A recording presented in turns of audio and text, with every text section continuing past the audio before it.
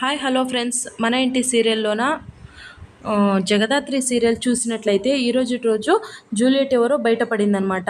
ఎలా బయటపడిందబ్బా అంటే కాచి చాలా ఎంబారిజింగ్గా ఉందంట.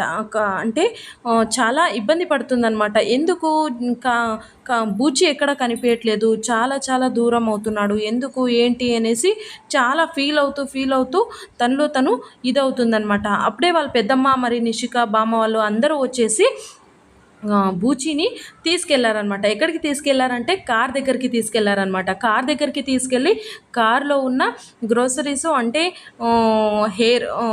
హెయిర్స్ అండ్ పూలు, లిప్స్టిక్, అవన్నీ మేకప్ కిట్ అని చూపించారనమాట. చూపించిన వెంటనే కాచికి ఏమీ అర్థం కాలేదనమాట. ఎందుకు అని చూస్తూ ఉన్నిందనమాట. అప్పుడే వాళ్ళ పెద్దమ్మ నిషిక వాళ్ళందరూ చూపించి చెప్పారనమాట.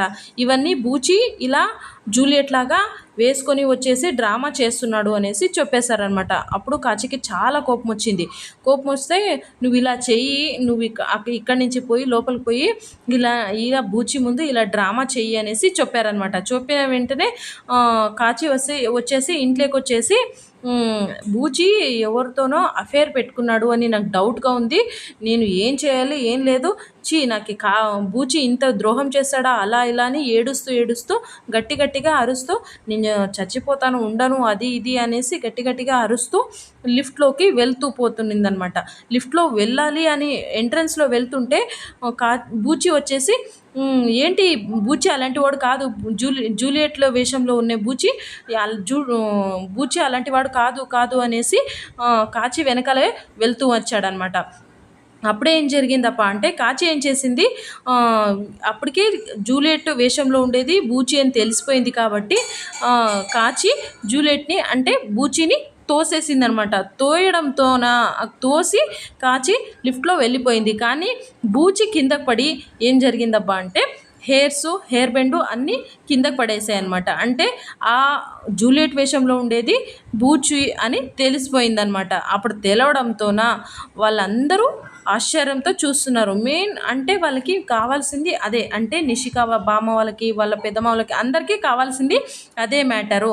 అది బయటపడేసింది అనమాట. బయటపడిన వెంటనే ఆ కేదారు మరి జగదాత్రి ఏం చేయాలబ్బా అని సైలెంట్గా ఆశ్చర్యంతోనే చూస్తూ ఉన్నారనమాట. అప్పుడే వాళ్ళ బామ్మ, ఏంటి కేదార్ నువ్వు ఈ పని చేస్తున్నావు, నా మనవరాలు నిన్ను ఇంత ప్రాణంగా ప్రేమిస్తుంది, తన ప్రాణాలు కూడా తీసుకోవాలి అనుకుంటుంది, అలా తీసుకోవాలి అనుకుంటే నువ్వు ఇలాంటి పని చేస్తావా అంటే లవ్ చేస్తున్నాను అనేసి జూలియట్ వేషంలోన బూచిని తీసుకొచ్చావా, ఇలాంటి వాడవా నువ్వు అని వాళ్ళ బామ్మ అనిందనమాట. అప్పుడే కేదారు ఏమీ మాట్లాడకుండా సైలెంట్గా నిల్చున్నాడు అనమాట. అప్పుడే బామ్మ మనవరాలు ఏమనిందంటే, ఏంటి కేదార్ ఏంటి నువ్వు ఈ పని చేసావా, నాకు అర్థం కావట్లేదు, ఎందుకు కేదార్ ఈ పని చేసావు అనేసి ఆవిడ అనడంతోన జగదాత్రి వచ్చేసి బామ్మ అని అనిందనమాట. బామ్మ అనడంతోన బామ్మ మనవరాలు ఏమనిందని, జగదాత్రి నువ్వు మాట్లాడకు, ఇక ఒక మాట కూడా మాట్లాడకు, ఇది నాకు కేదార్కి మాత్రమే సంబంధించిన విషయం, నువ్వు మధ్యలోకి రావకు అనేసి బామ్మ మనవరాలు అనడంతో కేదార్ దాంట్లో ఇన్వాల్వ్ అయ్యాడనమాట.